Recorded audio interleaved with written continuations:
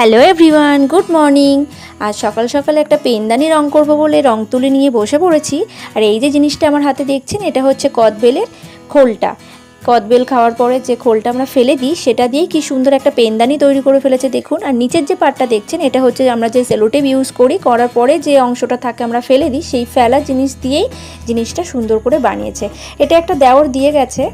তো এটাকেই আজকে আমি ভালো করে রং করব। তো প্রথমে আমি হোয়াইট ফেব্রিক দিয়ে বেসটা বসিয়ে নিয়েছি। এরপরে আমি রেড ফেব্রিক ইউজ করব। তো রেড কালারটাও আমি সুন্দর করে বসিয়ে নিচ্ছি। এই যে দেখুন, রেড কালারটাও সুন্দর করে বসানো হয়ে গেছে।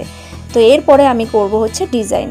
এই যে একটা ময়ূর কলকা বসিয়েছি আর সিম্পল কিছু ডিজাইন দিয়ে পুরোটা কভার করেছি। তো কেমন লাগছে বন্ধুরা, এটা একটু বলবেন। এবার একটা মজার ঘটনা বলি। এটা তো আমি পেনদানি হিসেবেই কালার করেছিলাম, পরে আমার বরের মুখে শুনছি এটা পেনদানি না, তারা এটা অ্যাস্টে হিসেবে ইউজ করবে। ভাবা যায় বন্ধুরা। বাই, দেখা হচ্ছে